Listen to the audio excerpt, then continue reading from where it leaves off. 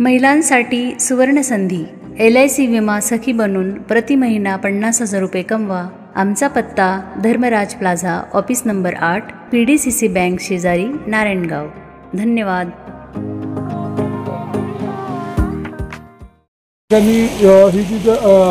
हा जो इथला भाग आहे सगळा हा अतिशय धोकादायक आहे।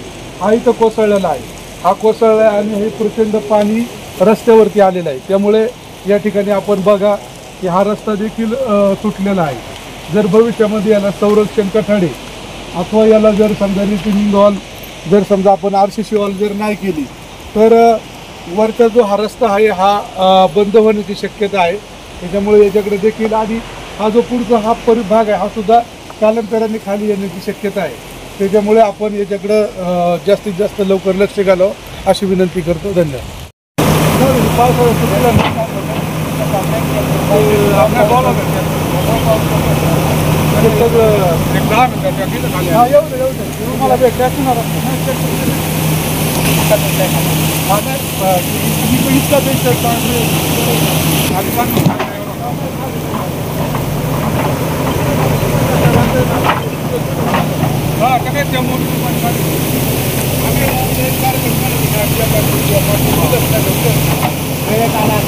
सारखाच पाऊस चाललाय,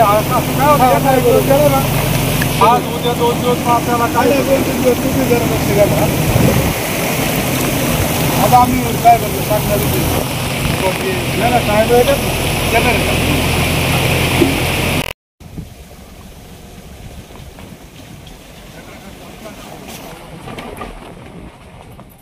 शेवटी असं त्या दगडाला 40 फूट घेतले तेव्हा दगड बाहेर निघाला। आपण आज आम्ही आंब्याच्या घाटामध्ये खरं तर आहे। संपूर्ण पाहणी करताना आंब्याचे सरपंच मंगलताई चिमटे यांचे मिस्टर गोरू चिमटे, माजी सरपंच मुकुंद गोडे आणि उद्योजक या ठिकाणी जंतुशेठ बोराडे आम्ही खरं तर काल रात्रीपासून प्रचंड पाऊस आदिवासी भागामध्ये झालेला आहे। या भागामध्ये येत असताना या घाटाची प्रचंड दुरावस्था झाली।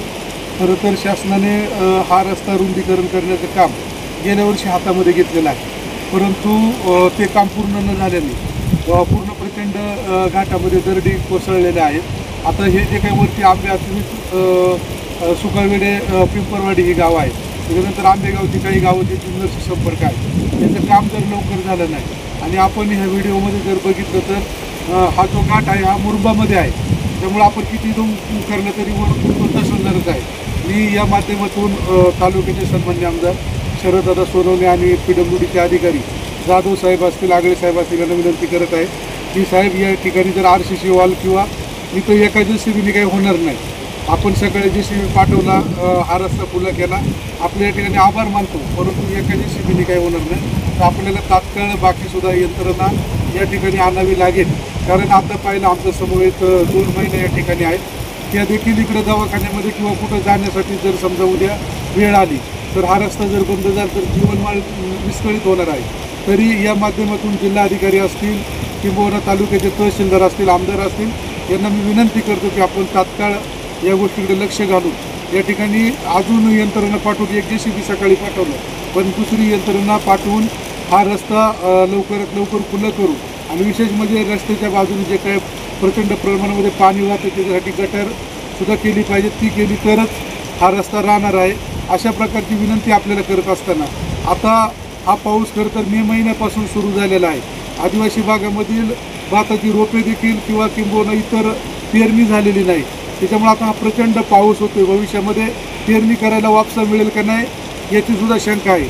त्यामुळे जिल्हाधिकारी महोदयांनी याच्याकडे लक्ष घालून जुन्नर तालुक्यातील पश्चिम पट्ट्यामध्ये ओला दुष्काळ जाहीर करावा अशा प्रकारची मागणी आदिवासी बांधवांच्या वतीने करतो आणि थांबतो। धन्यवाद। आहे का ओके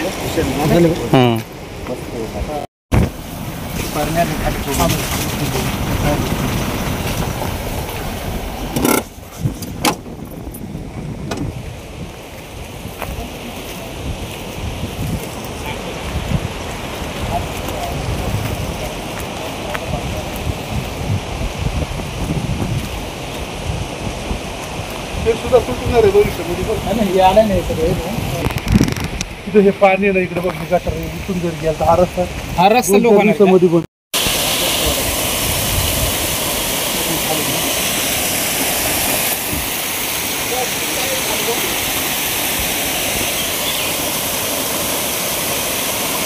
चला